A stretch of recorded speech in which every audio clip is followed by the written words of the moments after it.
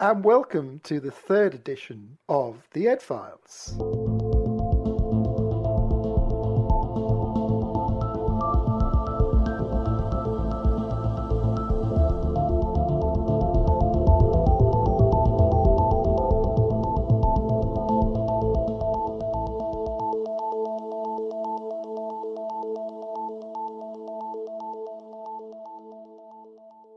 Hi, Leon. How are you?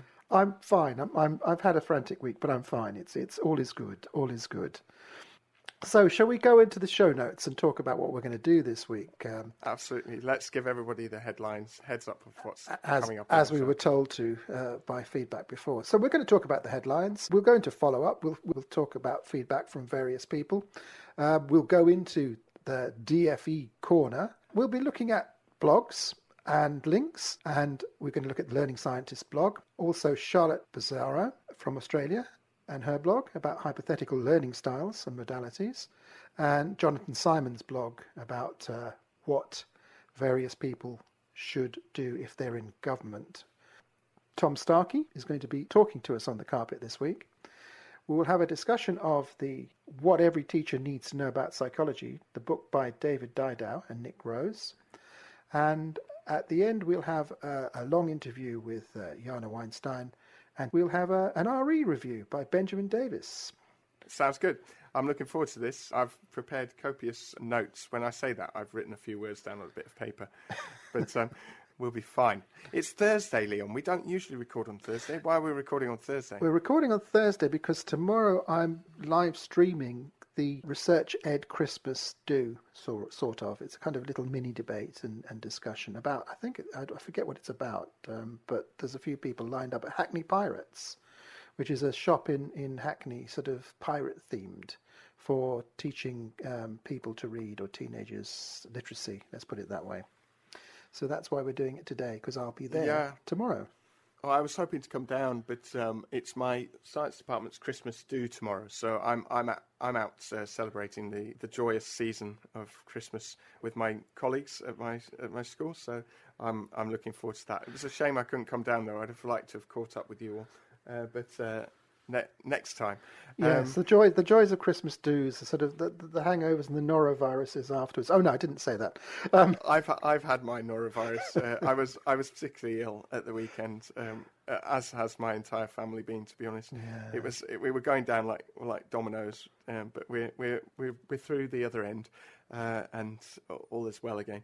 But there was something else I was going to say, and it's just slipped my mind. Something about Thursday.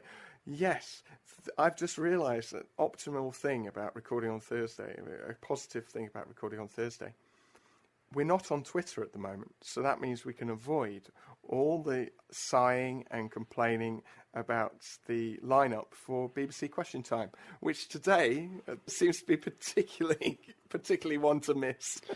Yeah. They've got Nigel Farage on. They've got Will Self on. I quite like Will, and they've got quite a selection. Anyway, quite strong characters, I seem to remember. Yes. I did laugh. So we're avoiding that, Leon, if nothing else. So that's good. Yeah, good job. I don't usually watch it, but actually, perversely, I may watch it later tonight to see sort of if there's a bit of a dust up. Yeah, I want to see the dust up between Will and Nigel, to be honest. So let's move on to the feedback, and I've had some feedback from Bill Lord on Facebook, funnily enough, and also through an email. He said, have already listened to Mind Your Grammar, which was last fortnight's show, and think that you've got a fantastic programme, podcast. It has matured a lot over the last 3 episodes, and this week's was excellent in depth that Becky and Jack were allowed to go into. Keep up the good work. That's lovely. That's really good. I got one as well, addressed to me, but I forwarded it onto the Ed Files Twitter stream. It was from somebody called Primary Percival, and said similar thing. Just listened to the first episodes of the Ed Files and wanted to say well done. I think you get the tone of the podcast just right, and I really like that comment, because that's the sort of podcast we're trying to produce, something that goes a little bit below the radar on certain things. We're not just reporting the latest headlines in the news. We're not just talking about teaching practice. We are trying to interview people that have something specific to say, who are who are experts or have done some work on a particular education topic, but at the same time have a light-hearted discussion about the news that's going on in education at the moment, as well as bringing some ideas from teachers up and down the country about what they do in the classroom or the sorts of books that are helping them out. So I'm really glad that people are enjoying listening to us.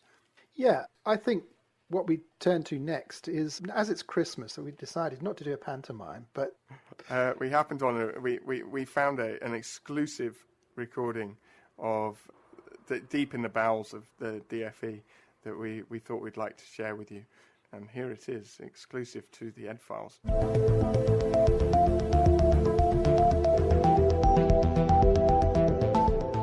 She's going to say something new and radical in the broadcast. What? That silly Guan design? Nick, that was precisely what you had to avoid. How did this come about? I shall need a very good explanation. Well, she's very keen on it. What's that got to do with it? Things don't happen just because prime ministers are very keen on them. Neville Chamberlain was very keen on peace. She thinks it's a vote winner. Ah, that's more serious. Sit down. What makes her think that? Well, the party have had an opinion poll done, and it seems that all the voters are in favour of bringing back grammar schools. Well, have another opinion poll done to show that they're against bringing back grammar schools. Oh, they can't be for and against. Oh, of course they can, Nick. You know what happens. A phone call, email or tweet asking for your valued opinion. Yes? Once you agree, they start asking you some questions. As a parent, are you worried about the number of young people without good jobs? Yes. Do you think there is a lack of discipline in our comprehensive schools? Oh, yes. Do you think young people need to be stretched and challenged at school? Definitely yes. Do you think they learn better in classes with similar levels of ability? Yes. Do you think it is fairer to give white children a chance to study in top-performing schools? Yes. Would you be in favour of reintroducing grammar schools? Oh, well, I suppose I might. Yes or no? Yes. Of course you would, Nick. After all told, you can't say no to that. So they don't mention the first 5 questions and they publish the last one. Alternatively, the questions can be asked to get the opposite result. Sir, are you worried about the rise in unemployment? Yes. Are you worried about the lack of opportunities for people with low incomes? Yes. Do you think there's a danger that most young people are being left behind in schools? Yes. Do you think it's wrong to segregate children from their friends based mainly on their genetic makeup? Oh, yes. Would you oppose the reintroduction of grammar schools? Yes. There you are, you see, Nick. The perfect balanced sample.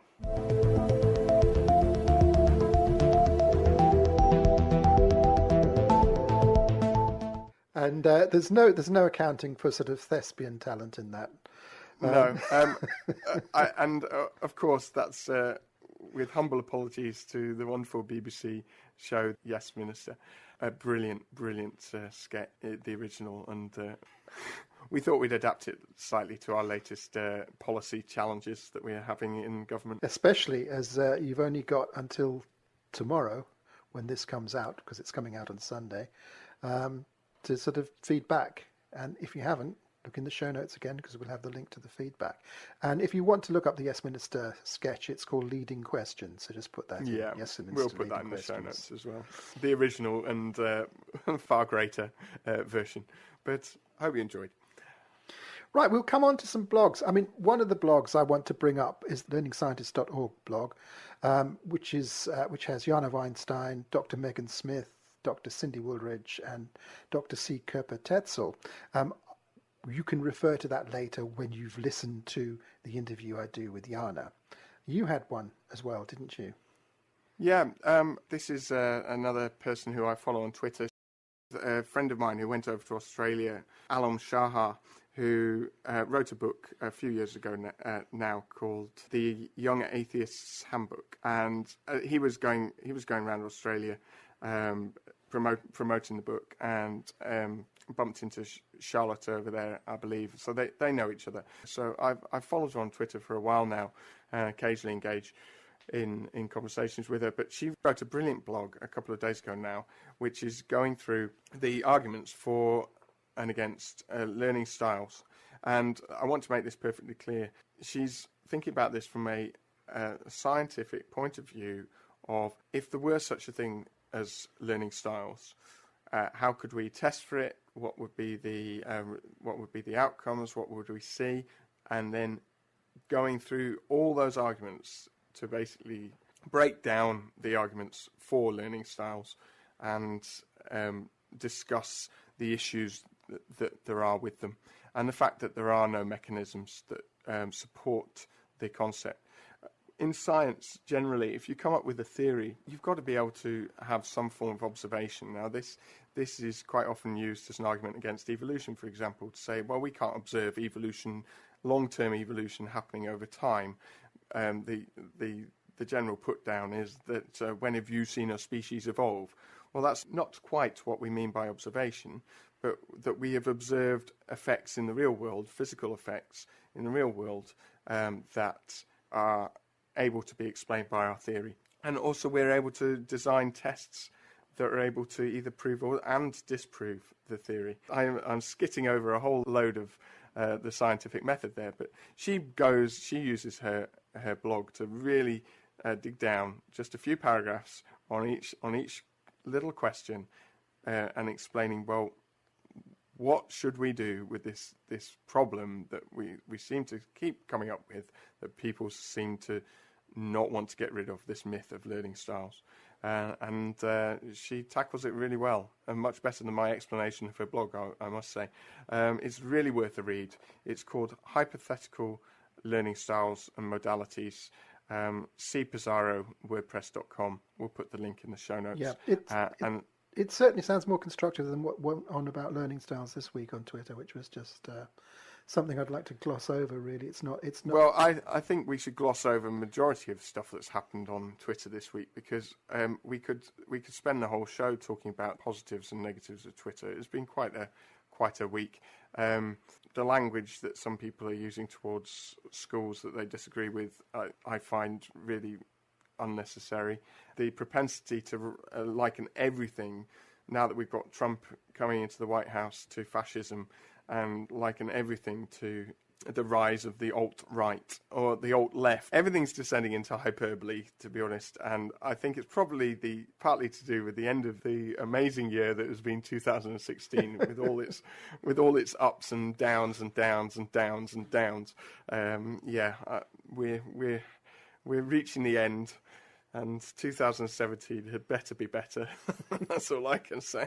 Well, one blog I came across was Jonathan Simmons, who's head of education at Policy Exchange, and his blog was on Medium, and it was about grammar schools, green papers, and government spin doctors, and it's a sort of masterclass in political convenience, I suppose. He talks about how, in particular, recent discussions about how the DfE is choosing to promote the proposals on social media.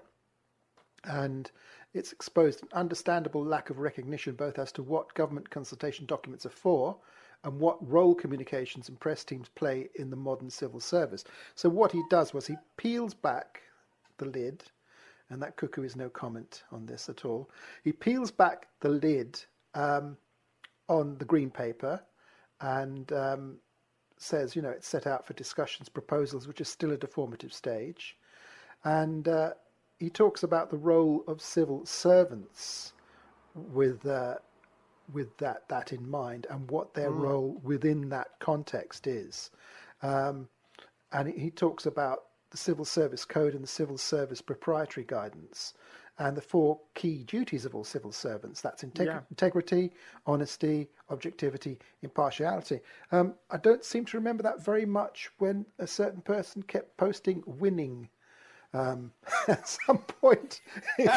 Hashtag winning. Oh, that was the summer of the Olympics, wasn't it? And the year after, and the year after that,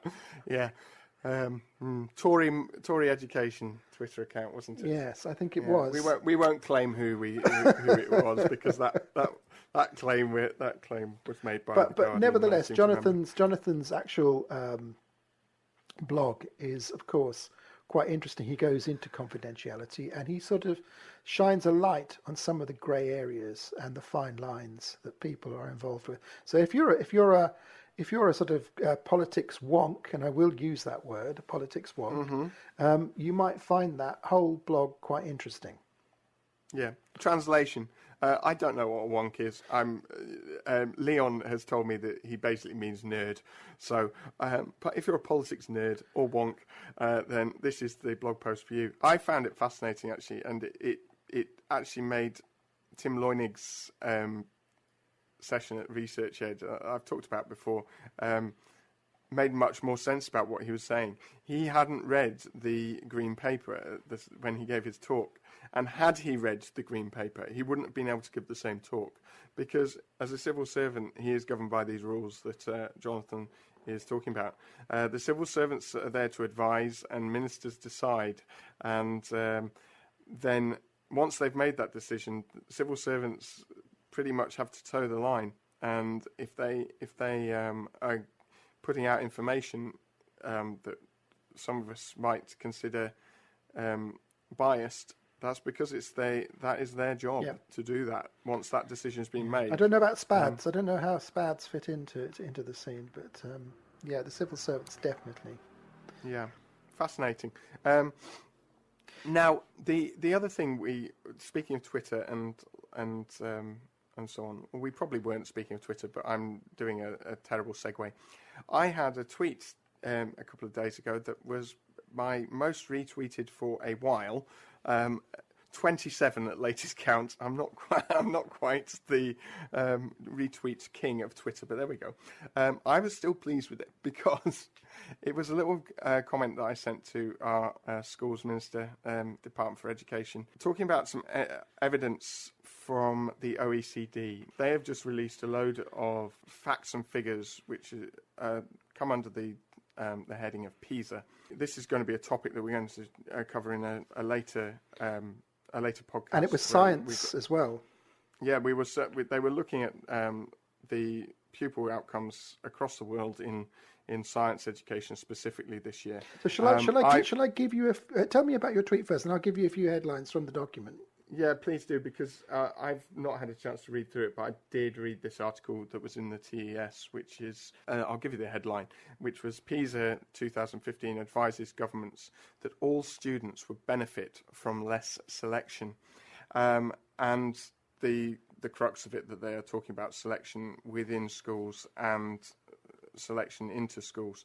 And I had to send that to Nick and say that that's more evidence to go back to your colleagues with, like you promised, remember? Going back to his comment that he made at Research Ed, when he said, when I asked that question, he said, of course he would. If there is the evidence, and now we have PISA, which they hold up as evidence when it suits. So there's some evidence from PISA saying... Yeah, but I always think that PISA is a bit like blind men and the elephant. You know, you can say what you think it is by what you think you found within it. Let me give. Well, it goes back to our skits, doesn't it? You know, we can turn people's comments into whatever bias we wish to just by clever manipulation of them. But you know, they've been pretty unequivocal about that they say all students would benefit from less selection. Yeah, and what the main headlines were that Singapore is 18 months ahead in science. A third of disadvantaged students in the UK are resilient and overcome the odds. So it's not what everyone thinks. What seems to work are high and universal expectations for all students. Good teaching, obviously, and setting the course and staying the course. Of course, those disadvantaged students that you were talking about there that define the odds, not many of them go to grammar schools, remember, Neil? The point is that they say disadvantaged schools have few well-qualified science teachers, narrow range of learning opportunities, behaviour, etc. And this is what came out in my sort of interview with Becky Allen the other week, is that they don't have as many good people who've got that domain knowledge in those schools, because no one wants to work in them because they're hard work. Yeah. And so people don't get the cream in terms of teachers getting in there and being able to pass that down to people, or pass it or share it or whatever you want, however you want to think the pedagogy goes. So that's another thing. The other thing they found out which was interesting, is that girls are on the up, but when it comes to science, boys are generally much better when they're better, except for Finland, which breaks the whole thing. Boys go into science and engineering. Girls are more into health and medicine. These are very broad brush, quick looks that I had. Science gender stereotyping starts at home. Now that's very interesting because, for once there's a report saying, yes, it's the parents. You have to think about where it comes back to the parents. And they were pushing the thing of attitude as a driver, having that attitude to do well at home and, generally. I definitely think this deserves delving into in much more detail, and maybe we should put together a show which is looking at all of these aspects in much more detail. At the same time, I think if we can, and we should also look at the work of Lucy Crehan, who has produced a book called Cleverlands, which has come out literally just now. Where she's actually gone and done a deep dive into I think 4 or 5 countries where she visited and looked in a lot of detail at the specifics of their education systems. Yes, Gurria, the Mexican guy from OECD, he called her book Cleverlands an outstanding opus. He was very impressed with it. So yes, definitely. Well, one of the things that stood out for me, I could go into all these points, but I'll just a couple more, is that extended tutoring was not necessarily productive for family life or that effective. You'd have to be smarter about it, not more, because basically tutoring can make poor families poorer. And there are sort of little unintended consequences like that. It's very interesting. Yes, I agree. We need to come back to that in more detail, but that's just some of the things that came out there. Brilliant. Thank you for that, Leon. Really, really interesting. Well, I wish we had a jingle for this. Maybe I'll come up with one before Sunday. For carpet time, because it is that time for us all to settle down on the carpet and listen to a lovely book review. This is Tom Starkey reviewing The Confident Teacher by Alex Quigley.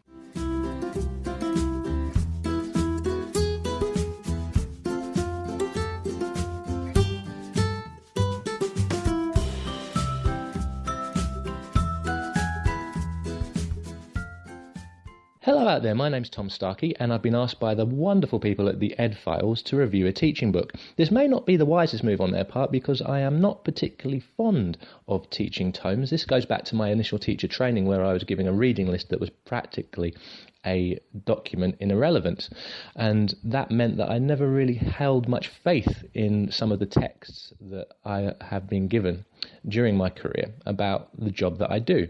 But anyway, this cynicism was averted slightly after I read Alex Quigley's The Confident Teacher, Developing Successful Habits of Mind, Body and Pedagogy.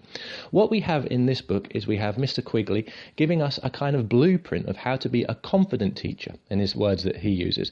And basically the confident teacher is a teacher who is successful in their job. It's nice to have that link between confidence and success, and Alex doesn't simply stop at saying you're going to be good if you're confident. He gives you a breakdown of how you can become confident. And he also talks about confidence as not being just a state of arrogance. He talks about the skills that you will need to learn to become confident. And I think really when he talks about confidence, he really means being good at your job. Now, I'm a horribly cynical person, and sometimes when I read, the very rare occasions where I read books like this, I'm often struck by how different and how irrelevant some of the things that are being written are. Not in this case. What this book represents a veritable buffet of teaching tips from lots of different areas, such as pedagogy, such as performance, such as your own health, which is something that's not really addressed very much when it comes to teaching, making sure that you are okay so you can teach well. A healthy teacher teaches better. And it's that kind of authentic knowledge that struck me with this book. It is written by somebody who has a voice of someone who's obviously done the job and obviously been successful in doing the job. And that's quite nice to read because personally, I prefer something that's written by somebody who's done it rather than a more theoretical approach. But that's just me. The writing style is funny, warm, but that doesn't necessarily mean that it's patronising. There's a lot of wonderful information in there. There's a lot of research that's obviously gone into the book, particularly about psychology, and particularly about differing approaches to teaching. It's broken up into lots of different sections. Each of those different sections has a summary at the end, so if you are stuck for time, you can head on to the yellow boxes at the end of the chapters to try and get a summation of actually what the chapter is about, because we all know as teachers we are often stuck for that time. So if we haven't got a few hours to read the whole book, then we can simply go to the blocks at the end and get an idea of what's going on. One of the other impressive features of the book is that it does cover so many different areas, so I think it would probably be relevant for both chalk-faced practitioners and managers. There's lots of things that are going on in there. It's well written. It's set out nicely. It uses personal anecdote, but it doesn't overuse personal anecdote. It also uses evidence and research.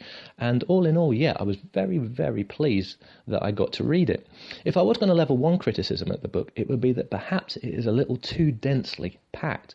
I think, to be honest, there's probably material for maybe 2-3 books in this. And as somebody who doesn't spend a lot of time reading about teaching, I found myself wanting to know more about the subjects that were covered in the different chapters. So if I was going to give any kind of criticism, it would be that it was perhaps too densely packed. There were maybe too many ideas to give each of them a real good go, and I would love to see an extension of this book in the future where Alex concentrates on 1 or 2 of the subjects in detail, because I think that would be well worth a read. But anyway, okay, so The Confident Teacher by Alex Quigley, highly recommended, a great surprise to somebody who is cynical about teaching books, and hopefully that's given you a little idea of what it's about, and I would, if I were you, perhaps try and pick up a copy. All right, thanks a lot. Here's back to the guys at the Ed Files.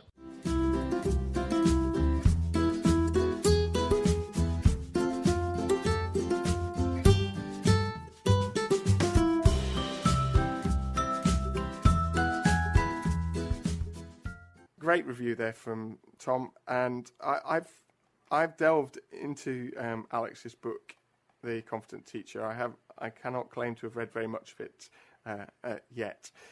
One comment that I do want to make is the book itself is incredibly dense. I haven't done an actual measurement of the density of it, but it feels like this really solid brick of a book, but it's tiny, it's really thin. So I don't know what paper they've used, but it seems to be impregnated with neutron star or something like that. Anyway, so...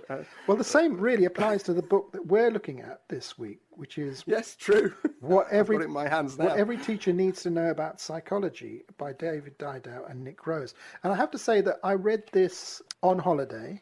I took a holiday in October, which you can if you're a consultant. Yeah. And for the 10 days I was there, I took 10 days over reading this book in quite a lot of depth. And I still didn't feel I'd got the depth of reading that I could have done. And this was reading it 2 hours a day, possibly, sitting down. And I just it's quite a heavy duty read, isn't it? I was wondering how any teacher could possibly read this book, take all the references, unless they were a wonk, a psychology wonk. Nerd. and unless they were into that. And the point is that I think it needs to be taken in small parts. I like the way the book is set out. I like the way that it's got the 3 sections. What I didn't like reading it digitally was the fact it had no index. So you're sort of cut adrift because you can't cross-reference or look up particular points. And it does have an index in the hard copy, I have to say. Yeah, I have the hard copy in front of me.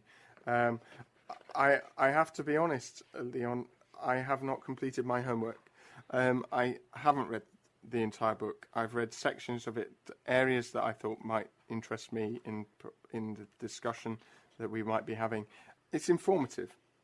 It's interesting, but you really have to, for them to say what every teacher needs to know about psychology on the front, I disagree. I think. That said, I haven't read the whole thing, so sorry, David and Nick. I'm not trying to diss your book, but people who buy it will be every teacher who wants to know about psychology. Maybe not what they need. Absolutely. Now, funnily enough, at the end of each chapter, there is a little grey box, which is entitled What Every Teacher Needs to Know About, and then the chapter title. So, for example, I'm looking at cognitive load. What every teacher needs to know about cognitive load. I won't read the whole thing, but it's pared down into 5 nice, neat bullet points. We want students to think hard about the material we're teaching them without overloading their working memory capacity. Yep, I need to know that. Where students are tackling new, fairly abstract ideas, we're probably better off explicitly teaching these ideas rather than introducing them through minimally guided approaches like problem solving or discovery learning. So they're suggesting here that some form of direct instruction is probably better. Interesting. I probably do need to know that. Those grey boxes at the end of each chapter, I feel should be at the front of each chapter, that this is what each chapter is going to talk about. And we can then decide as we go through, right, like the feedback to our blog. Let's give us the headlines, and we know what we're going to be talking about. Here's our outcomes that we're going to achieve in this particular chapter, and here's the end. Yeah, I mean, it's split into 3 parts as well. I mean, part 1, learning and thinking, which is sort of what is fairly well known, and you can be on secure ground. And this is to do with memory, working memory, cognitive load, context and transfer. But part 2, motivation behavior, is a bit more shaky ground, beliefs and expectations, goal setting, mastery, rewards and sanctions. And part 3 is controversies, which is cognitive development, attachment, stress and resilience, neuroscience. So it's sort of gradually getting more and more nebulous as the book goes on in terms of certainties, if you can ever have certainties. I mean, to be fair to them, they do have a sort of even-handed approach all the way through, saying you may believe this, you may not believe this. Yeah. These are certain contexts. This might be right, this might not be. But it is very, very, it has a lot of references in. I mean, one of the things that came up with my interview with Yana Weinstein was the fact that there was a sort of a sense of misattribution in one of the chapters. Oh, really? Yeah, in the context and transfer chapters, unfortunately, and the fact that there's a sort of sequencing of who did what in terms of the research. So I get the feeling that this book is going to be a series of books in terms of what every teacher needs to know about ... suspension dots, and then another. It's like a variable. You can chuck another word or domain field in there. And oh, yeah, I see. I'm looking at the front. Yeah, I see what you mean. And what every teacher needs to know about ... And there are a number of typos. And so within that chapter, there's sort of similarities between Yana's blogs on transfer and things like that, and a bit of misattribution. But if you want to know about psychology...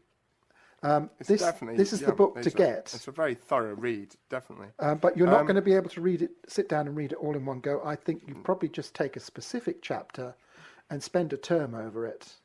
That's really what I think. Find your interest, especially the first third of the book, the bit on memory.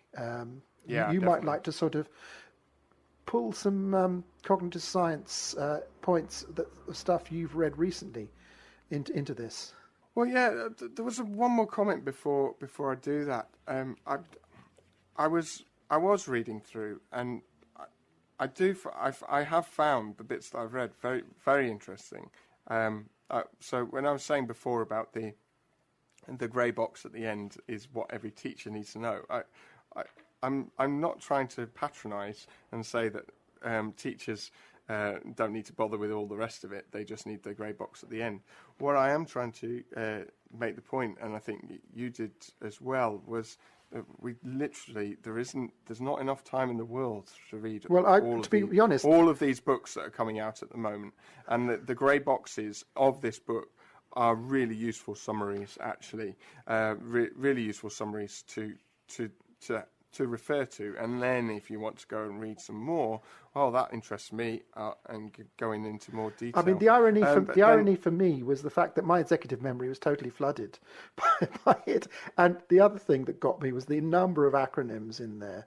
It just goes on and on and on and on It just doesn't stop the number of acronyms, you know. So there's lots of things for you to take in. And it would be, I was tempted to sort of sit down and read them all out, you know, in that sense. And basically, they do need a sort of acronym buster as well in there to sort of help with that kind of thing, because that's important.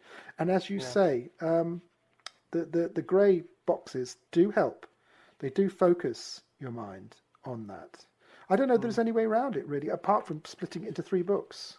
Potentially.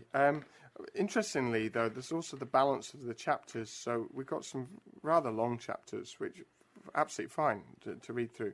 Then when you get to chapter 13, I think it is, on mastery, it's literally a page or chapter 12, chapter 13. No, that's goal setting. Chapter 14, mastery.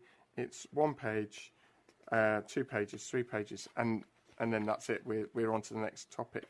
So there obviously wasn't much to say on that, and I just wonder, were they trying to be complete and include that, or? Well, having read the book, I would say yes. They have been tried. What they've tried to do is to touch on everything, and actually bundle. It's almost, I hate to say it, a kind of acquisitiveness. I'm going to ram this book with as much info as I possibly can, and I mean, it may be a good thing, it may be a bad thing, but there's no way people are going to sit down with a full teaching load and read through this book. If you want to know what's out there at the current time, it's perfect for that. And you can go down those rabbit holes as much as you want in your own time, in your own paths. But do not try to read the whole thing cover to cover. I really don't think that would be a good thing. Or maybe or over Christmas. Look, we really don't want to be down on David and Nick. They have done a brilliant job of, as we say, packaging pretty much everything. I think this title is probably everything that you might possibly one day need to know about psychology and education. Going back to the areas that I think are of interest to me. As a scientist, because we have a sort of science underlining the show this week. Well, a question I get you to ask Yana later is about the physical processes that are involved in learning, and I was hoping she might be able to unpack that a little bit. She does go on to say that it's not her direct field, but we'll leave that to your interview. But there's 2 aspects really that I want to talk about, which is the physical operation. I've been listening to a couple of radio programs this week. The Life Scientific with Jim Al-Khalili. It's a BBC radio program where he interviews various scientists about their life, their work, etc. And over the last couple of weeks, 2 people have touched on the idea of the physical processes involved in learning. The first is touching on the quantum mechanical effects that might be happening within the brain. This is the scientist Roger Penrose. He's a very famous mathematician and scientist, influenced by Escher and influencing Escher. David Didau probably is aware of this chap. He came up with the 3-pronged optical illusion, where you've got the 3-pronged fork that the prongs don't appear to be coming from anywhere. We'll put a link of the image in the show notes if you're interested.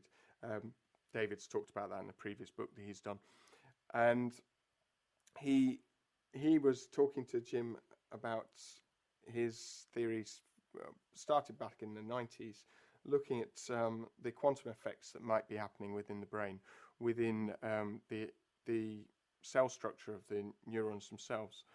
If you go right into a cell, any cell, you've got the cytoplasm within the cell, where, to simplify, where the chemical reactions and the activity takes place within the cell.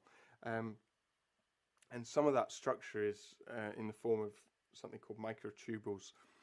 And they are so small, maybe a diameter of 1 to 2 nanometers, that actually the size of them is of the order that quantum mechanical effects start to take place. When we talk about quantum mechanics, we're talking about the physics of the very small, what's going on within atoms and so on. So these microtubules are of a similar size. And one of the things that Roger and his colleague Stuart Hameroff, I think his name is, came up with was a theory that how consciousness works. Again, this is a theory. This is a hypothesis rather than a theory. Sorry, to use the correct term, where they're suggesting that there may even be quantum locking between electrons in our neurons that then are separated within the brain, and this is partly how our memories are stored within the brain, but in different regions of the brain. So there's no direct connection, but there appears to be some kind of quantum communication between one region of the brain and another region of the brain, and that is one of the reasons why we're able to make connections with thoughts that we're seeing that's coming through from our working memory into our long-term memory, and longer held memories that we have. Like I say, and Roger's very clear on this, this is theoretical.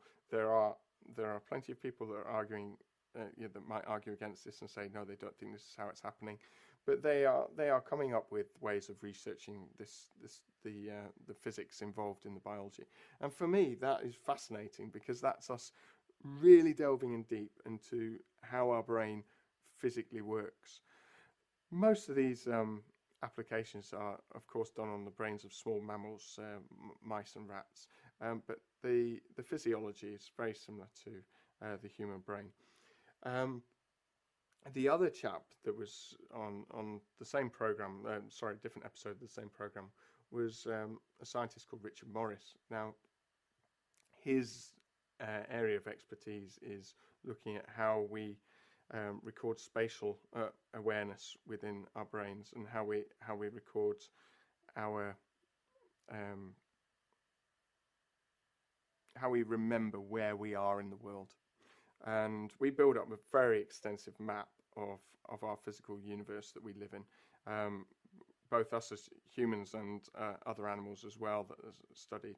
And he goes into a lot of detail into this program on the physical operation of the brain.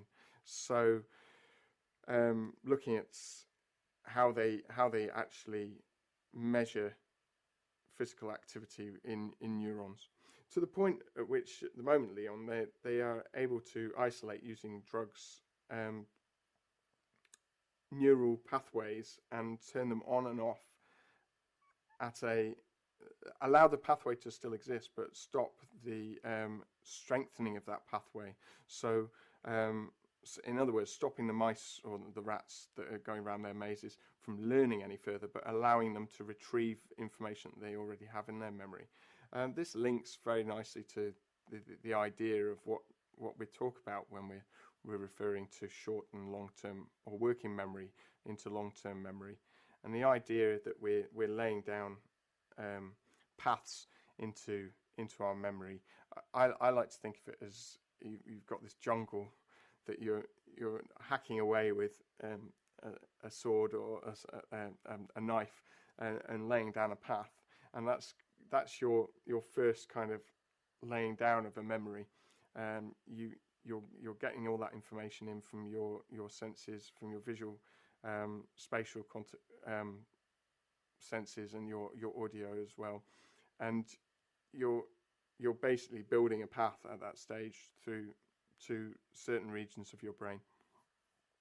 But then, of course, and Yana goes into this in probably far more eloquently, you retrace your steps. So whenever you retrieve information, you're pulling information back from the brain. That's like walking back down the path that you've explored. And every time you go back and forward through that path, you're building a nice concrete path to the point where someone in the future is in the physical world is probably going to build a road there. If we take my analogy of exploring the jungle, well, you're building a road every time you go and retrieve information down that particular route. But of course, there's not always, not everybody wants to travel down that route. You take shortcuts and you build up other links and so on. And they will, the more those particular shortcuts are used, they will turn into paths that are used more and more by your memory. Again, it's an analogy. It's just the way I like to think of it, this interaction between our memory and how we use it. It's interesting to note that maybe that's why, possibly, that your oldest memories are the ones that stay there, because you've made that path way back, and it's the oldest path there in the brain in that sense. What came up with Yana was another sort of fork in this, is that she pointed to someone called Melina, that's Dr. Melina Unkefer on Twitter, and she was talking about an interesting finding, the first to demonstrate hemispheric laterality in how amygdala processes emotional learning as well. So you've got all those findings on sex-related learning and memory generally, and emotional learning, and we'll point to that in the notes as well for someone who wants to follow those trails. So my understanding, and it is limited, but that region of the brain is probably the bit we understand most about any differences between sexes within brain function. Something about, I'm trying to remember, but like the effects of flight and fight and emotional reactions to things. Not suggesting that means that people are more intelligent, or their memories are better, or so on. But that particular region of the brain, interesting. It would be interesting to go and have a look at that. Obviously, as teachers, we're maybe less concerned with this nitty gritty. From my perspective, one of the aspects of the book, and again your conversation with Yana touches on this as well, is how we process concepts and how students learn concepts. And there's two aspects of this that I find interesting. And the first is threshold, this idea of something called threshold concepts. This idea of threshold concepts. Now, they discuss this a little bit in the book. For me, the key idea for me is a threshold concept is something that in a student, the light bulb suddenly goes on. You're teaching them an idea that's really intrinsic to the content, the domain that they're learning at that time, and it's a light bulb moment, not a random light bulb moment, a purposeful light bulb moment. The concept itself is key, and by teaching it effectively, that is when a whole load of stuff is laid down in the brain. Students develop further fluency in that particular area once they've grasped that concept. They're able to join dots between other areas of the domain that they're studying, so they're able to use that in other areas. It always reminds me, though, that there's something very key with learning that I didn't appreciate when I first started to train as a teacher. It wasn't something we were told, but it was something we discussed during the PGC, is this idea of misconceptions and what we could maybe do about dealing with misconceptions that students may have. And one thing that cognitive science seems to tell us, especially when we're talking about concepts such as threshold concepts, is once these points have been reached, they're very difficult to unlearn.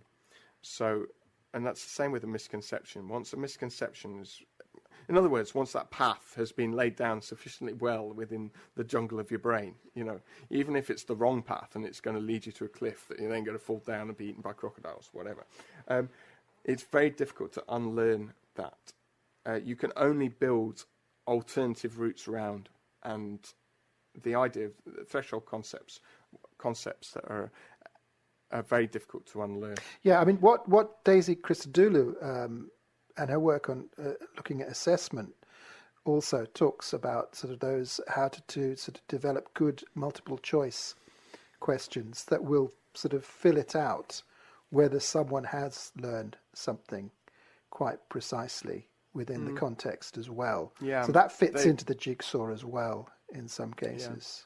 Yeah. My friends at York, the University of York Science education group.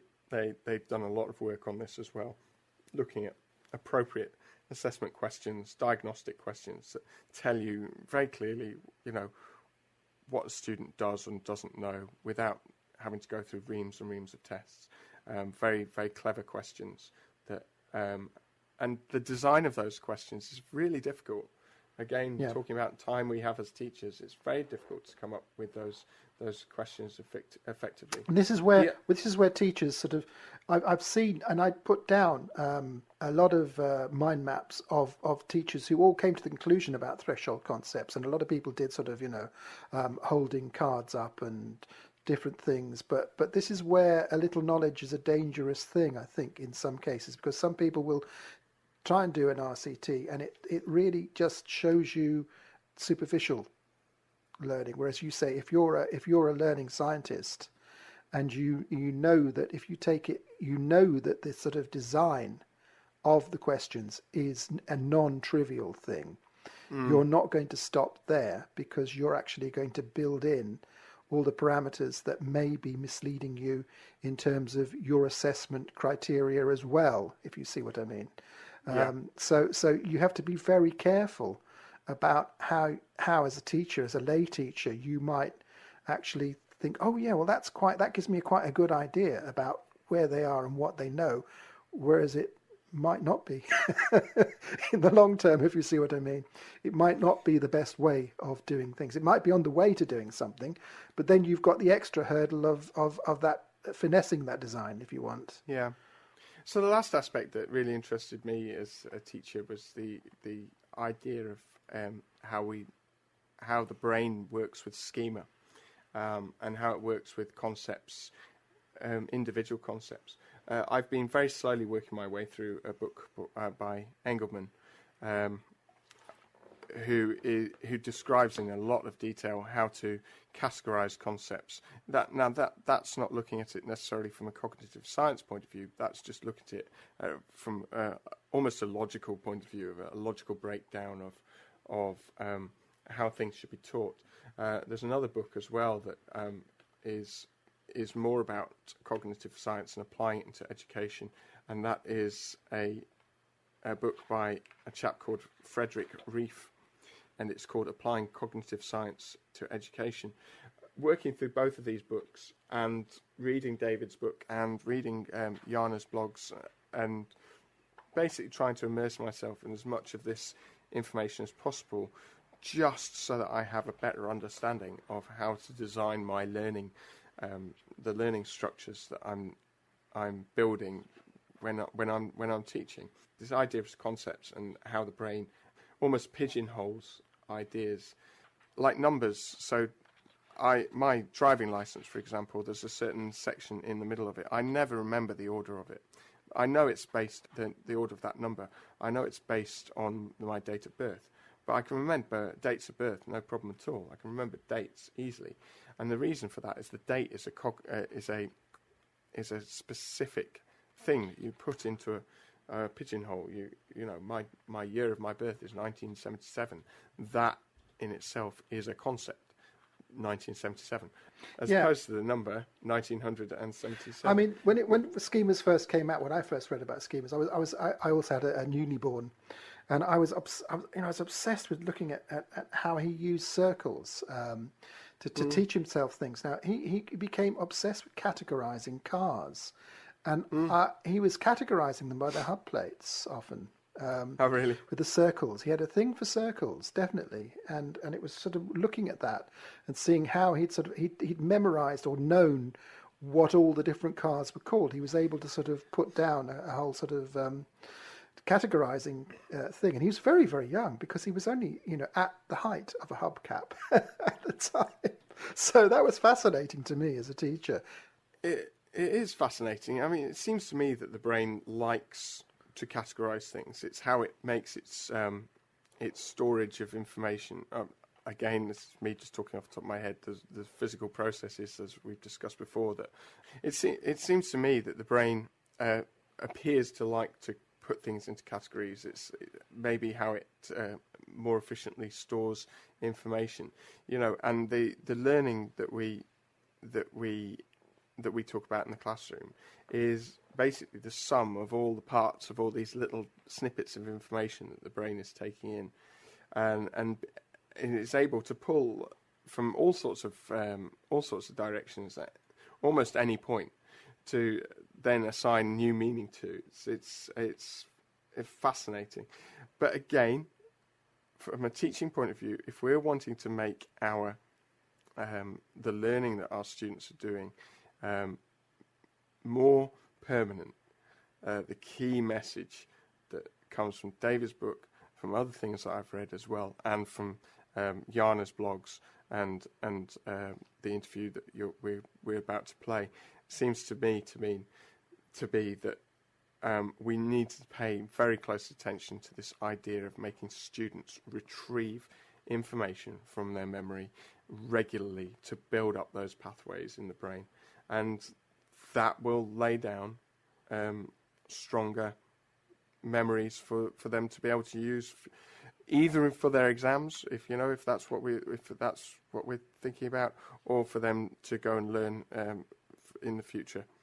Yeah, I would go with the second one more than the first one. Me too, but So, without further ado, we'll play the interview I did with Yana Weinstein.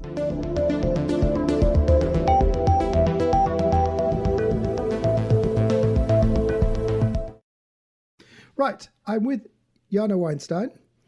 Can you tell us, Yana, a bit about yourself? Sure. So I was actually born in Russia, and then I grew up in England, which you may or may not be able to hear from my accent. And I went through all my education there. I did my undergrad at the University of Warwick. I then did my PhD at University College London. And in the middle of my PhD, I did a little trip to Washington University in St. Louis to work with Roddy Roediger, who is an eminent cognitive psychologist who studies memory, has studied various aspects of memory across the years. And when I went to visit him, what he was focused on is applying cognitive psychology to education. That wasn't my focus of research for my PhD. What I was actually researching was false memories, but I very soon switched over and was won over to the education applications. And so after I finished my PhD, the natural next step was to do a postdoc, and Roddy Roediger invited me back to Washington University in St. Louis to do that. So, with some trepidation, I moved from London to St. Louis, which is bang on in the middle of the United States, completely landlocked, no direct flights to Europe. So that was quite a shock. And what was even more of a shock is that 8 years later, I'm still in America, although now I live in near Boston. So after 4 years of a postdoc at Washington University in St. Louis, I got my faculty position, assistant professor at University of Massachusetts Lowell, and I've been there now. This is my 4th year already. And my research focuses on applying cognitive psychology to education. So what I'm really interested in is how to help students study better and how to help teachers teach better based on the science of learning specifically. So that tells you a little bit about my professional background. Yeah, I mean, you mentioned on Twitter recently that you're finding it quite hard to get interest in the States, or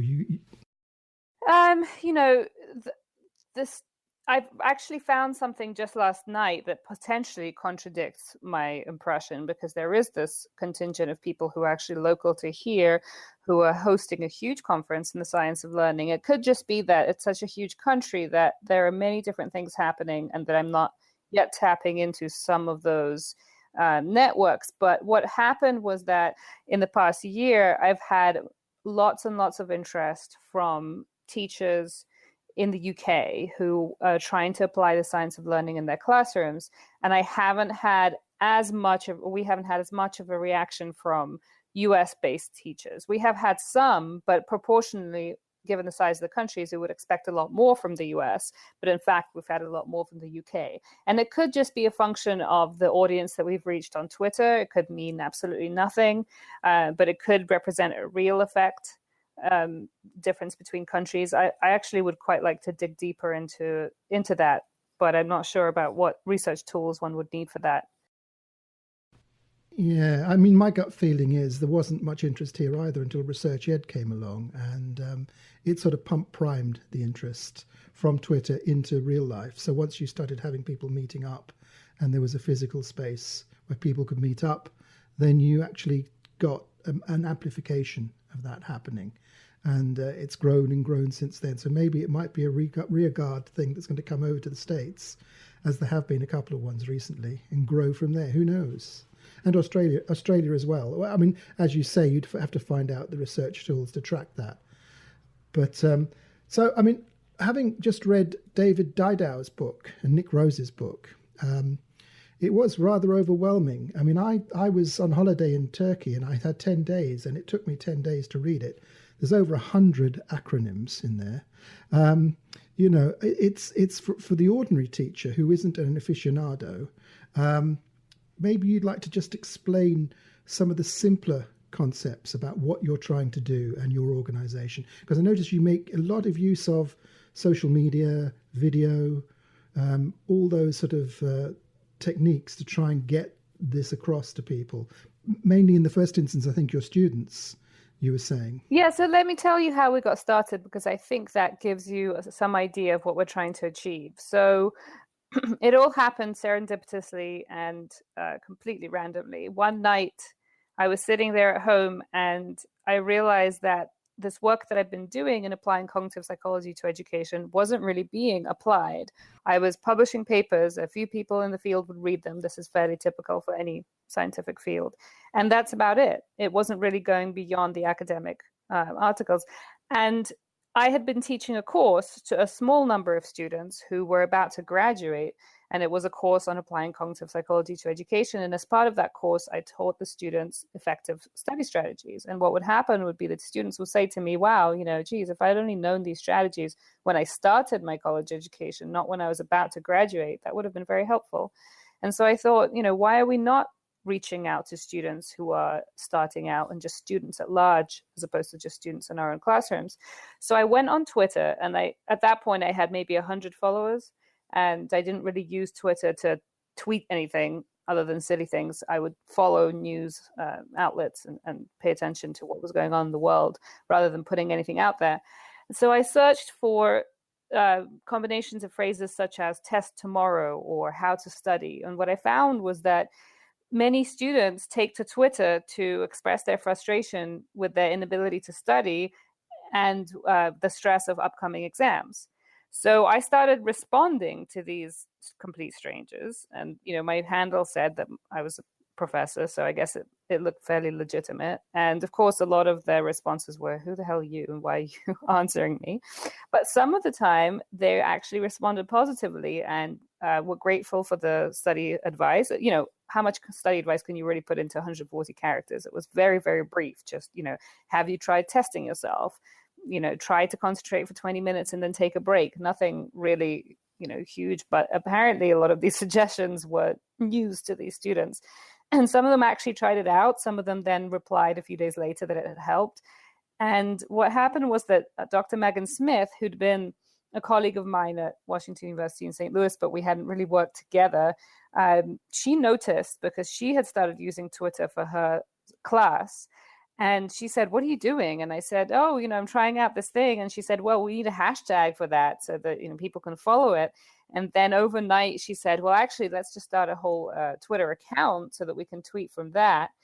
And then so we had an account and we tweeted about the science of learning. But then we realized that Twitter alone wasn't going to be enough of a platform. So we started a blog. And then on that blog, what we wanted to do was translate the science of learning into manageable, bite-sized, easily readable information that busy teachers, you know, could actually digest, and potentially students. So once we started doing that, we would release weekly articles, or more than weekly. And then what really spearheaded the whole project was a couple of small grants that we got to develop some science of learning materials. And we focused specifically on 6 strategies. These are 6 learning and teaching strategies, essentially study strategies, you could think of them as. And they are the ones that have received the most evidence over the past few decades from cognitive psychology as being effective across many, many different situations. Because ultimately, there aren't really that many basic principles that we can say, okay, this is always going to work. This is always going to work. And even with these strategies, they're not always going to work, but they're the most likely to help with long-term retention of information. And I can go through some of the strategies later on if you want. Yeah. But in terms of what we did with them, do you want me to do that now? No. Just keep going. Yeah. Tell us the narrative of how it evolved. Yeah, so in terms of what we did, we wanted to take these strategies that had up till then appeared only in lengthy academic or semi-academic articles or informational guides, supposedly for teachers, but maybe they weren't really reaching teachers, or they were too long for teachers to read, and certainly too long for students. No students were going to be reading them. And we wanted to make them easily digestible. And so we paired up with Oliver Caviglioli, who is a visualizer, he calls himself, perhaps better known as a graphic designer. He is a former teacher and head of a special education school, and now very passionate about applying his graphic design skills to evidence-based education. So it was just a match made in heaven. And he designed for us 6 posters, each one representing one of the key strategies. And once we had those materials, that's when we really started doing a lot of outreach and getting in touch with teachers. And really, honestly, when I say outreach, mostly people came to us. They noticed that we had these materials. They asked if we would come out and talk to the school about them, or, if they could put them on their school websites. And we're happy for the materials to go, wherever, Creative Commons license, just as long as they're not edited. We also made some videos with another very small grant that we received, because what we found was that reaching students is really, really difficult. So teachers have been very excited on Twitter and a little bit on Facebook. They've been emailing us, but students are hard to sell. We don't know if it's because students don't like to read these days, or because we have quite a few blog posts that are aimed at the student. And we think that we've really, really stripped it of jargon and cut it down, and it's short, and the paragraphs are 1 or 2 sentences long. And then I showed them to my students who are about to graduate with a college degree. And they say, students don't have time. I'm not going to read this. It's like a wall of text. And we're like, are you joking? We've taken an academic article, which is a wall of text, and we've broken it down. We have pictures, we have this with that. And no, it's apparently still too much text. And so the videos are an attempt to bridge that gap. Perhaps the students will watch the videos. I'm amazed at that. I really am amazed at that, because I just can't understand how people aren't sort of hungry for sort of learning in that sense. Maybe it's the way things are these days, that people's attention spans are shorter. I think that's a common myth. Right. Okay. If you look in the literature on complaints that people have had over the years about students today, you will see that hundreds of years ago, people were saying, oh, students today, they just, have such bad attention spans. And apparently that's not the case. It's one of those, the good old days myths. Can you tell us what cognitive research best explains how to teach something like long-term understanding or retention? Right. So there's really not all that many principles, as I said, that we could say definitively help. But the main 2 actually are spaced practice and retrieval practice. So spaced practice is the idea that instead of cramming right before an exam or a test or any kind of required information retrieval, you space out your learning over time. So you take that same amount of time that you would spend cramming and you space it out. Or even you study a little bit less, but space it out. And what will happen in that case is that the information that you learn using the spaced method will be retained for longer. The common misconception is, you'll say to students, cramming doesn't work. And the students will say, well, yeah, it does. Because actually, it does work for getting an okay grade on that test that's tomorrow. So you could stay up all night studying, you could get an okay grade, and then you would forget everything you just learned. If you want real long-term retention understanding, that's when you need to space your learning. If you just want to pass a test, cramming is actually not such a bad idea if you don't care about the information you're learning. Of course, we wouldn't want to tell our students that. But if you want real long-term learning, the first step is to space learning over time. There's really no way about it. And unfortunately, with something like that, it requires advanced planning. You can't decide a few days before an exam that you're going to, really space your learning. At that point, it's sort of too late. So this is something that students need to be aware of at the beginning of the semester, and they need to build a space learning timetable into their lives, essentially, where they will, go to a class, and then a couple of days later, they'll review the information from that class and not just leave it all until the end. So that's the number one strategy. And then the second one, which probably has close to about the same amount of evidence now, is retrieval practice. So this is the idea that bringing information to mind in and of itself strengthens the memory trace. So when students think of taking, say, a practice test for a final exam, if you ask students why they ever do that, because quite a lot of students do that, the answer is always, I'm doing it to test how much information I know and what I know and what I don't know, so that I can then restudy the information that I don't know. And that's fine. That can also be a useful function of practice tests. But what the students are failing to realize, what's little known, is that actually taking the test, that act of bringing information to mind and trying to answer the questions, even if they're multiple choice questions, short answer, fill in the blank, whatever it is, that act of trying to answer the question is actually helping you learn. Yeah, it's fascinating, because I look at a lot of online learning and things, and one of the best online courses, this is for sort of IT and learning how to code. And one of the best courses I've ever seen, they don't ever give you the answers at the end of a video seminar, for example. Mm-hmm. They give you a question which they pose, and you have to find the answer yourself. They may give you certain hints on the forums, but no one is allowed to supply you with any answers. You have to struggle for it. You have to reflect on it. You have to really try to get there yourself, right, in that sense. So that sounds sort of similar as an effective strategy. Yeah, no, that is definitely a really good way of doing it. And then the other thing that your point raised is the idea of feedback. So ideally, there would be a question, and then you would attempt to answer it. And then at some point, doesn't have to be right away, but at some point soon after, you would receive feedback so that you can then correct any errors in your understanding. It's been found actually that even generating errors, so if you have absolutely no idea and you answer the question, even that, with feedback of course, can help you learn more than just reading the correct response right away. So, because you have to reflect on it. Yeah, because then it's easier for you to recognize your incorrect answer, because then you see, oh, okay, I thought it was this and it's definitely not that. It's actually this other thing. So it helps you to compare between the right and wrong answer as well. Okay, yeah.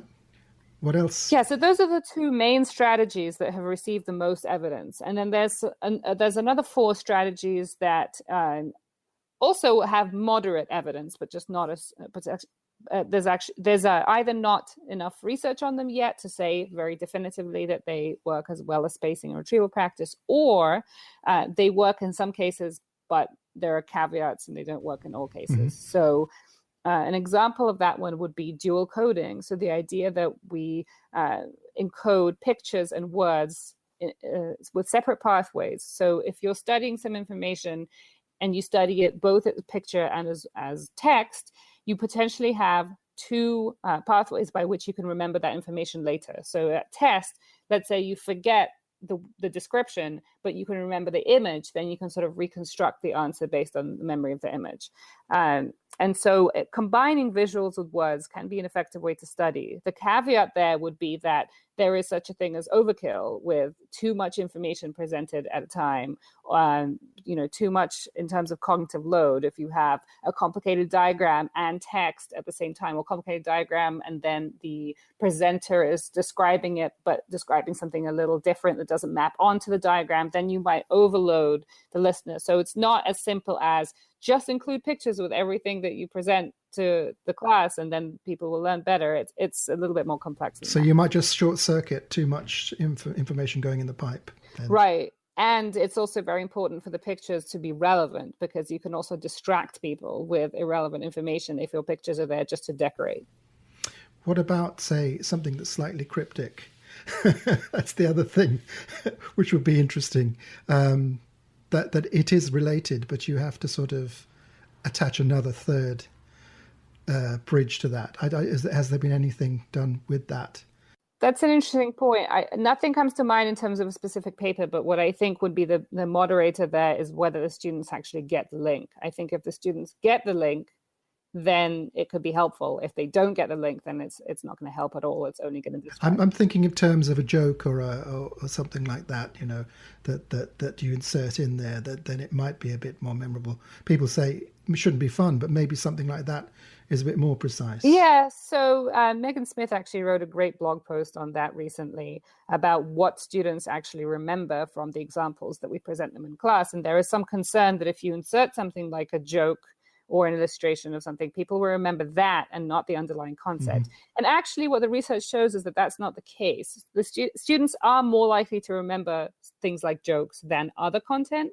But if you add, say, jokes and the little side examples, it's not going to overwrite or override the concept that you're trying to teach. It's just that now students will remember those things instead of not remembering anything, right? So, so you can only help really, and there isn't any evidence that inserting jokes actually hurts learning of the information. It just maybe doesn't help, and you'll only have the students remembering the joke, but that's not necessarily worse than them remembering nothing.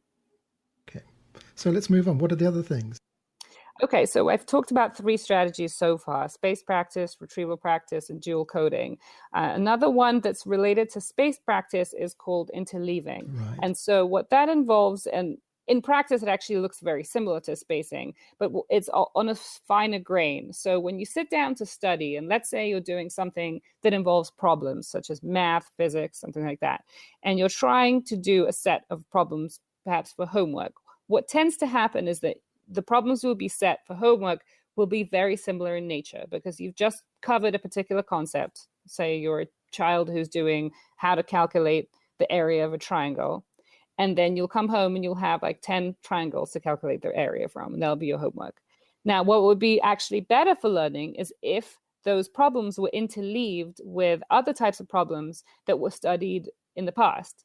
So instead of just doing the same thing over and over and over and getting sort of into the groove of calculating the area of a triangle, which feels really good and it feels like you're mastering it. But if I then asked you a few weeks later to do it, you won't remember. But if you interleave the different problem types, what happens is that you actually generate more errors while you're trying to do this. So during learning, it seems harder because every time you get to a new one, you're like, oh, wait, I've forgotten how to do the area of a circle. Okay, now I need to think about this. And then you're back to a triangle. So there's a lot more effort, and you have to pick which strategy to use for each one. You can't just apply the same rule over and over again. And so studying in this way, even though it feels bad at the time and potentially you're getting fewer answers right while studying, it's going to help in the long run. Because if you think about real life, if you think about even an exam, but more so real life, you have to come up with ways to solve problems on the fly. It's not like you're going to get 10 of the same problem happening in real life, one after the other. You're going to always need to sort of figure out what kind of information you need in order to solve a problem. And to the extent that you interleave your learning, you can start to build that ability to figure out what set of information you need to solve a problem. And another thing that interleaving helps with is finding connections between things. So if you think about maybe a content-based class instead of, say, problems, if you're learning about one particular historical event, let's say, and instead of just reading about that event alone, you read a little bit about that event, say the First World War, and then you read a little bit about the Second World War. You can start looking at the similarities and differences, and that can help you build connections and really integrate the information into a larger whole rather than just separate pieces of information. Right, but that's interesting. So you're switching channels in a sense, but that also gives you variety, doesn't it? It takes away some of the load in one area and puts it into another. What is interesting is that you're talking about this as if it's pan-domain, and yet education psychology is a domain in itself. And people say with knowledge that it's domain specific, and that's interesting in itself. So how does that work? Well, the information and the knowledge might be domain specific, but these are strategies that relate very closely to the way that our memories work. And the way that our memories work on a neuropsychological level is obviously well, maybe not obviously, but it's not domain specific. There are some basic processes of memory and attention that apply regardless of what type of information that you're trying to learn. Okay. Have we reached the end there in terms of No, the we've list? done 4. All right, let's still 2 more. 2 more. Right, let's go on to the last 2. So we touched upon actually the 5th one, concrete examples. So that's when you were asking about inserting jokes and things like that. So the idea of concrete examples is that where you're trying to learn something very abstract, it is easier to learn it if you use concrete examples. And actually, I can tell you a little anecdote from my own life. Maybe this will work out. My husband works in finance. And so every day he comes home and he tells me about something that he had a meeting about. And, he works in fixed income. So this is mortgages, and they buy and sell packets of mortgages. And most of the time when he talks about it, I honestly have no idea what he is talking about, right, because everything seems so abstract. They're buying and selling money. I don't really get it. And so it's only when he really breaks it down with specific examples, and there's always an example of like, okay, say you have $100. Obviously, it's never actually $100. It's like $7 billion or something. But if you make it very concrete, and he says, you have $100 and then you sell 60 of the dollars, and I can't make up the example, but he gives me a very specific breakdown in a concrete way that I can sort of grasp. Then I start understanding the abstract concept. Another example of that might be something like the abstract concept of scarcity. So if you explain what scarcity is, if you just give the definition, it's still very, very abstract. But if you use a specific example, like imagine you're trying to buy a plane ticket. And if you try to buy a plane ticket for 6 months from now, there are still lots of tickets available, so the price is going to be pretty low. But if I try to buy a plane ticket for tomorrow, there are going to be hardly any seats available on the plane, so the price will have gone up a lot, and that's scarcity. So if you use these kind of very tangible, concrete examples, it can help students understand the abstract concepts. And the idea is that students would actually go out and find their own examples from, everyday life or from their course materials, then verify with the teacher to make sure that the examples are actually illustrating the concept that they're interested in, because the danger is that they'd find some example of something else and apply it to the concept and it wouldn't be quite right. But the process of iterating that and saying, well, that's actually a slightly different concept.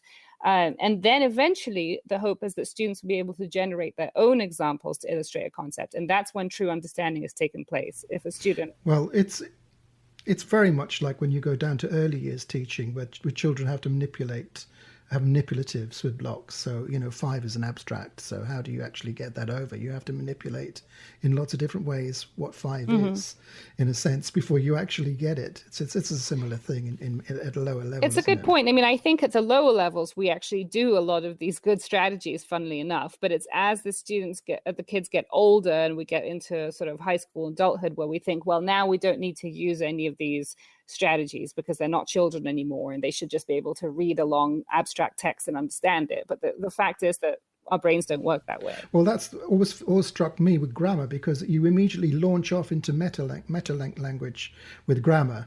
And it would be nice if someone just stopped in between and said, this is what nominative means. This is what an accusative is. Suddenly you're presented with all these terms and you're thinking, what the hell is all this? Whereas someone just stepped back a little bit and just said, some people get it, naturally because it's in their cultural makeup to have this. But I quite agree. You need those little steps to gradually sort of open out and sort of give people that sort of perception in that sense. So we're down to one more, yes? We're down to one, and this one is a tricky one. It's called elaboration, and many, many different things can be under the umbrella of elaboration. So for example, even these concrete examples and dual coding, pictures, that's all elaboration. It just means adding detail to what you're learning. But a specific strategy under that, which has received a lot of evidence from cognitive psychology, is elaborative interrogation. So what that is students asking themselves questions about the material they're trying to learn and then trying to answer the questions. And the questions are specifically how and why questions, not just factual questions. So it would be, how does this work? Why does it work? So if you think about, again, scarcity, if the students said to themselves, so why do, tickets go up in price? And then they try to explain it, to themselves, and then again verify with the teacher. So it's the process of asking these deep probing questions about how and why things work, and then trying to answer them, that also appears to help learning. Wow, right. So that's a really clear 6 points. Now, here are some more general ones. How do we best improve students with weaker memory? Is it just more of the same, or, because you have that bell curve with people, don't you? I mean, I wonder what you mean by weaker memory right away, because I don't know. People who find it hard to get something, no matter how many times. Is that memory or understanding? I mean, there's many reasons why that could be happening, but in general, yes, it's absolutely more of the same. Actually, what you'll find is that the students with quote unquote better memory, I don't know what that means, but the students who are already high performing, they simply either already do these strategies to a certain extent themselves, or they're so, whatever you want to call it, intelligent, that they just don't even need to. They can use lousy study strategies and they'll still be able to figure things out just, on the fly. So it's actually the students who are poor performing who benefit the most from these study strategies, because they have further to go up and they're probably not using the effective strategies. Because what students tend to do, what's the most common thing that students do, is that they read and reread the materials that have been given to them. So either the notes they've made during class or a textbook. And what we know from cognitive psychology is that rereading information over and over again doesn't really help you learn. In fact, what happens instead is that you feel like you're learning, because every time you read that information again, it feels more and more fluent and familiar. And so Dr. Smith likes to joke that if the exam in the class was to read the textbook very, very quickly out loud, then students should read and reread. But since the exam is never to read out the textbook, the exam is actually to reproduce things from memory. What you should be doing as studying is trying to reproduce things from memory instead of reading and rereading. Yeah, fair enough. Now, do we know the physical process involved in memory acquisition, or does that impact on how we should teach? Is it a physical process? Do we know that? If you're asking me about the neuroscience, then I'm the wrong girl. Okay. I was just putting that in. I wouldn't want to put my foot in. I can recommend you a very eminent colleague, Dr. Melina Unkefer, who would be a great person to interview about the neuroscience of memory. Okay. And here's another one from my colleague. He said, why are researchers so sure about short-term, long-term memory model? How is it similar, different to sort of the cache, RAM, or a hard disk drive in a computer? It's a good question about why we're so sure, and I think it's an important one to address, because it's not just a model that someone came up with and said, oh, there's short and long term, because why isn't there medium term, for example? And it's because hundreds and thousands of experiments have shown that there are two separate processes going on. That short-term memory is a buffer. It's a moving window. It's a 15 to 30 second moving window, which contains information that then either goes into long-term memory or it doesn't. And so it's kind of a binary process. There isn't anything that's like a half an hour or an hour. So you've either encoded information into long-term memory and then it slowly decays, or quickly decays, in fact, I should say, initially quickly, a decay function, or it just didn't go into long-term memory. So this is a common misconception in everyday language. People will use the term short-term memory to say that, they've forgotten something that they did yesterday. That's not short-term memory. If you encoded it and it was in your memory for a few hours, it was in your long-term memory. So based on decades and decades of research, we've been able to isolate those two separate processes, the short-term, or what we now call working memory, not really short-term memory, and long-term memory. The reason why we went from calling it short-term to working memory is that there's a lot more going on in that 15 to 30 seconds than just storage. So the short-term memory model was just the idea that we store information for 15 to 30 seconds, then it goes away. But the working memory model brings in other functions, such as the idea that there's a phonological loop. So there's information that you're hearing that you can sort of repeat in your head, and then you can, if you repeat things over and over and over again, you can sort of extend that window because you're taking that information with you for those 15 to 30 seconds. So it hasn't necessarily gone into long-term memory, but you're moving that buffer. And then the visual spatial sketchpad, which is where you're visualizing information, and those can actually be separated in studies. So for example, if I get you to repeat the word the like that out loud, it blocks your phonological loop. So we've gone sort of beyond just short-term, long-term to identify specific processes in working memory. So what about those things like acronyms, or you pun something, or it's like a first stage rocket, you use that and then you discard it and you've remembered it, that kind of thing? Do you discard it? I mean, the acronym, like in mnemonic, you usually use that to then remember the information. And what that's playing on is the idea of chunking. So you can sort of increase your very small working memory capacity by chunking information.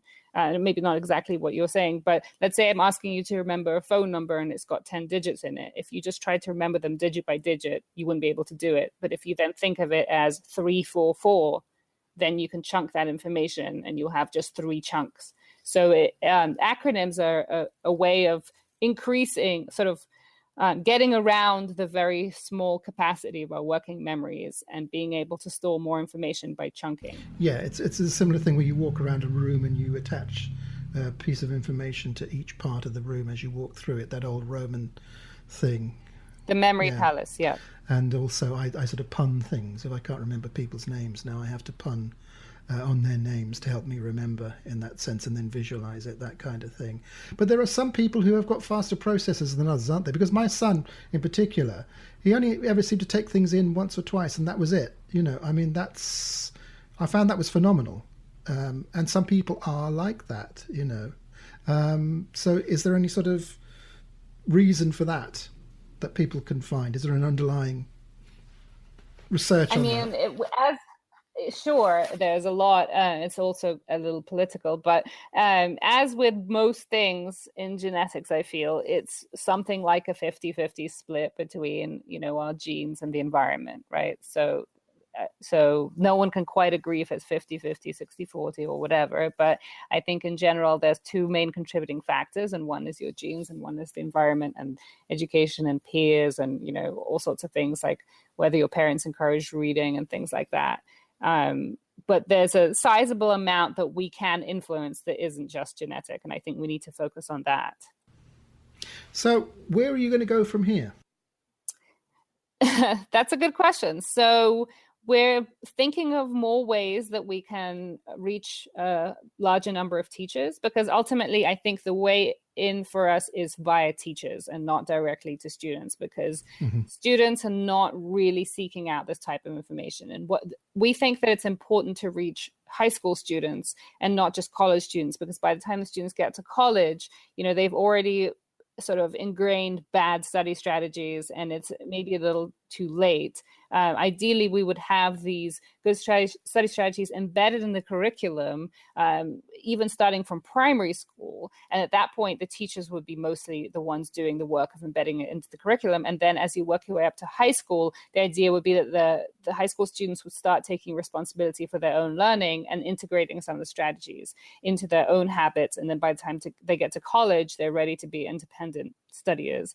And so the way that we're trying to do that is come up with ways to reach as many teachers as possible. So as you mentioned, we are very active on social media. We have our blog, but also we're working now with the National Council for Teacher Quality in America, who are hopefully going to be putting together a meeting between us and some big players in education in the US to try to figure out how to get this information to schools on a broad scale. So obviously we don't want to impose anything, we don't really want this to be a top-down like government initiative, but we want the resources to be available for teachers who are interested in the science of learning. An ideal place for these would be in teacher training, teacher prep programs, right? So as of right now, there are very few teacher prep programs that cover any of this information. And in fact, if you look at teacher training textbooks, there was a report that came out this year that examined to what extent these 6 strategies that we're covering are in these textbooks, and not a single teacher preparation textbook, at least not in the US, covered all 6. and most of them didn't even cover more than one or two. And when they did cover them, it was, barely a page of information. So we're trying to get this information into teacher prep courses and textbook. We're trying to get it to teachers directly. So we're exploring lots of avenues for communicating the science of learning to teachers and those involved in education in general. Yeah, I mean, you've been over and you've done a couple of research ed talks as well. You're coming again, aren't you, at the beginning of the year? Yeah, so in January, Carolina and I, so there are now 4 of us on the Learning Scientist team, and 3 of us are here in the US, and then Carolina Cooper-Tetzel is at Dundee University in Scotland. And so we're meeting up and we're going to be doing a range of workshops for different schools in the UK who have reached out to us and asked us to come in and discuss some of these strategies and do either like a professional development workshop with the teachers or do a session with the students themselves, for effective study strategies. And these are schools who are really already very well read on these topics. They just sort of want an extra boost from the actual scientists, as opposed to kind of coming into it cold and not having any idea. Because what tends to happen is those who are already interested are the ones who are reaching out to us. And ideally, we would target, people who haven't even heard of this, but we're still trying to figure out how that might work. Yeah, and as I said at the beginning, if you read Nick Rose's and David Didau's book, it's almost, my working memory had problems. So much information coming in there. So what you've done is quite good because you've actually you've filleted the best stuff, and it's a gateway in, as far as I can see. That's especially you're using sort of visuals and you're using video. It for hardworking, very pressed teachers who are very time poor. That's a start, I think, in many ways. So tell us, where can we find you? So if you go to learningscientists.org, what you will find there is a blog, videos. You can contact us right on the website. You can also find us on Twitter at AceThatTest. Same thing on Facebook at AceThatTest, and then a variety of other social media that we're trying to use, such as Instagram and Pinterest and Tumblr. We're really trying to reach as far as we can. But then the first point of call should be the website, learningscientists.org. In addition to the blog there, you will find our downloadable materials, where there are 6 posters, as I mentioned, on the science of learning, on these strategies. And excitingly, we're now translating those posters into as many languages as possible. So we already have 8 languages, I believe, ranging from Korean to Portuguese to German. And so we're actually trying to raise some funds to translate them into more languages. So you can find those translations that we've done already there. There are also slide versions of the posters. So the point of those is that teachers can just load them up and teach the strategies to the students. They just take the information from the posters and put them, a slide at a time, so the teacher can step through them with the students. So, yeah. You're going about it quite forensically and quite determinedly, I think, in many ways. It's really great. And hopefully this podcast will reach out to even more people, and they should come along and see your stuff. Yana, thank you so much for giving me your time today. Thank you so much for this opportunity to talk to you. It was great fun.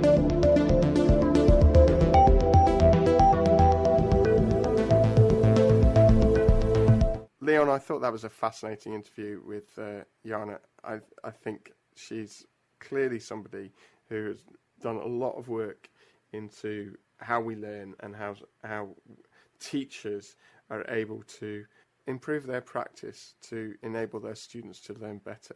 I recommend that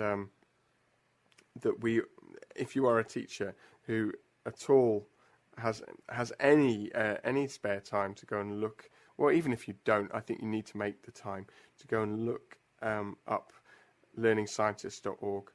Of course, if you are a visual learner, you can always access a lot of their ideas through the brilliant work. He's an excellent illustrator, Oliver Cavalioli, who is the chap that Yana has commissioned to produce posters for her work. So I follow him on Twitter. He's produced some brilliant work. So we'll link to his posters as well specifically, because again, time is short.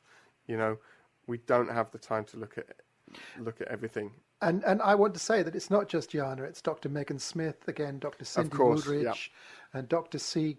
Kuper Tetzel, who are all part of the Learning Scientists. And what I like about the Learning Scientists blog is that it's very simple. Less is more. Unlike the psychology book, which is great to have as a reference work and an amazing sort of iceberg of stuff.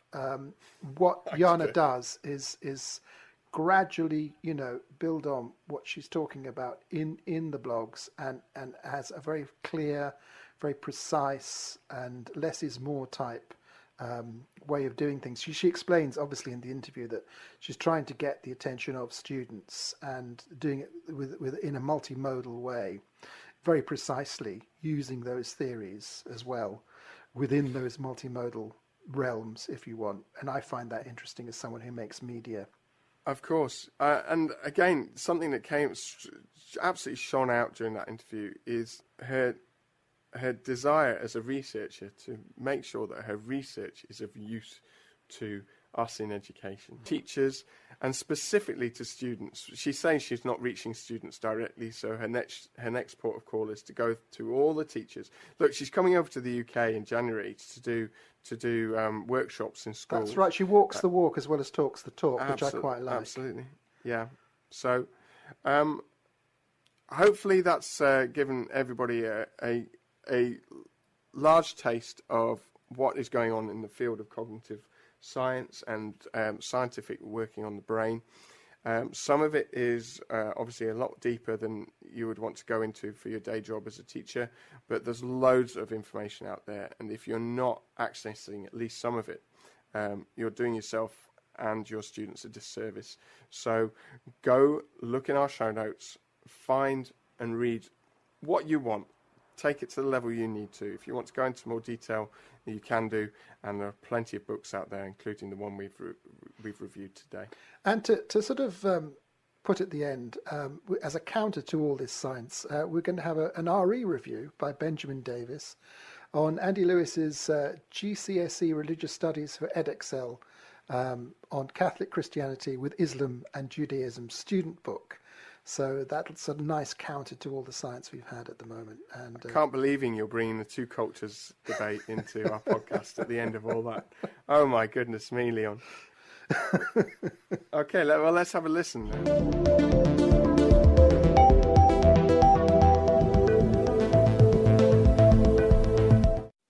My name is Benjamin Davies. I'm Head of Religious Studies at St Ambrose Barlow Roman Catholic High School in Swinton, Salford.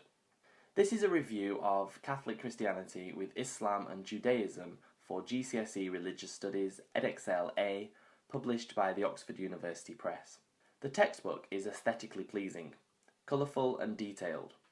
The structure provides its reader with a clear outline of the specification in an easy-to-use format, as well as guiding the reader through each element of the specification in what must be said a high level of detail.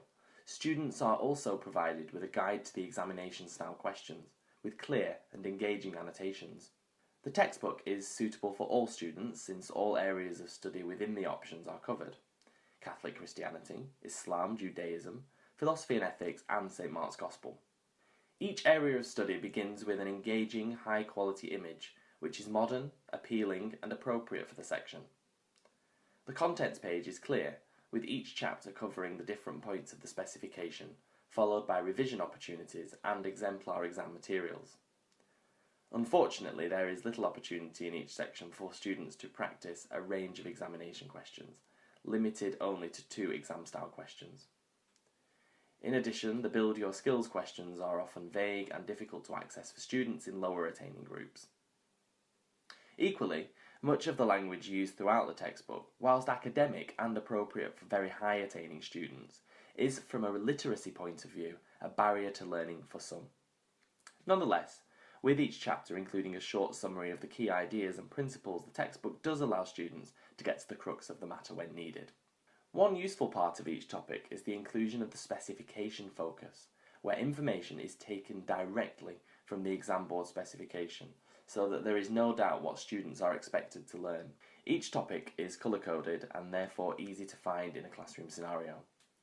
There is a strong emphasis throughout the textbook on divergent views within religions, which is a welcome change from polarised views often found in other religious studies textbooks. For example, Jehovah's Witness, Divergent Protestant and Catholic views are clearly distinguished. However, this is a response to the demands of the specification. The images, both photographs and artworks throughout the textbook show diversity in terms of race, gender and age. The photographs depict real families in worship or in the home, both globally and in modern Britain. The images of artworks are used appropriately for the target audience and would allow students to ask thought-provoking questions. For example, modern images of the Stations of the Cross and the interior of beautifully ornate mosques. Having said that, some of the images are disappointing and are somehow reminiscent of textbooks from the 1980s, where religious figures, such as Jesus Christ, are shown as stereotypically Caucasian. Another disappointing aspect of this textbook is the great quantity and sheer bulk of text, with few opportunities for any tasks other than comprehension questions or repetition. As teachers, we use textbooks to support our planning, but also when cover work is needed, and this textbook would be inappropriate for the latter. Moreover, while some topics are limited to 2 pages, others are spread over 3 or more pages of endless text, requiring a high level of literacy. Therefore, I return to the point that the textbook appeals to those students targeted to achieve grade 7 upwards, rather than for those aiming to achieve at the lower grades. I make particular reference to students perhaps with specific learning difficulties and special educational needs. In the modern day, one would expect new textbooks for use in a modern British secondary school to be dyslexia friendly in terms of font and coloured backgrounds. And much of this textbook is black on white, and there are pages where the sheer volume of text is daunting, even for the most able. Returning to the revision sections at the end of each chapter, there are some useful review your knowledge questions, and I particularly like the opportunities for extended research. However, the questions for extended research are thin. They provide no success criteria or guidance. For example, research the idea of the messianic secret. This would lead students to using Google or other search engines to print off pages of text which would really have no impact on their learning. In the same section on revision, there is a list of useful terms, and it would have been useful, as with previous specification textbooks, to have keywords and definitions at the beginning of each chapter. The what went well and how to improve annotations, as well as the improve it tasks, asking for student response to marked work, are welcome and are a great inclusion in this textbook. Overall, the textbook is a useful guide for teachers in leading and teaching the new GCSE Religious Studies. It ensures that no stone is left unturned when it comes to the knowledge base. The textbook is of high quality in terms of appearance, and the imagery used throughout is very good. However, the lack of activities and sometimes complicated wording means that the textbook is of limited value in a classroom situation. In particular, the level of literacy demanded by the textbook for all readers means that it will be inaccessible for some.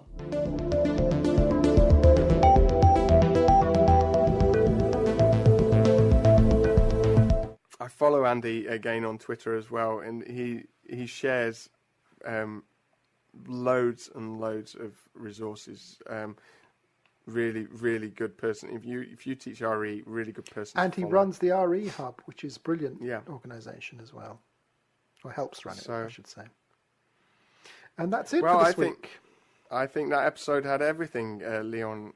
We have visited the inner sanctum of the DFE and had a listen to what their discussions are likely to have been like when back in the summer when Teresa announced the grammar school debate and the grammar school policy.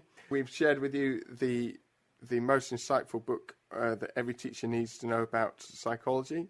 Leon has shared with you what he did over his holiday period when we were all working in school.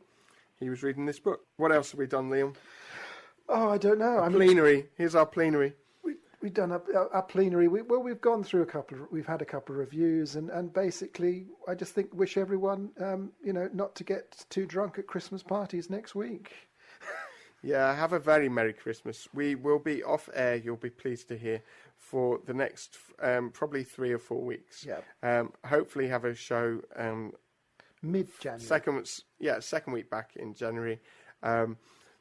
towards the end of January, we're hoping to do our show on the OECD reports and results that have come out this week. Once we've had a better look into this, hoping to get a few interviews put together for that. So, wonderful. Have a very Merry Christmas and a Happy New Year to you all. And here's hoping that 2017 doesn't bring the end of the world through climate change. It's all a lot better than 2016 has potentially been for some of us. Goodbye, everyone.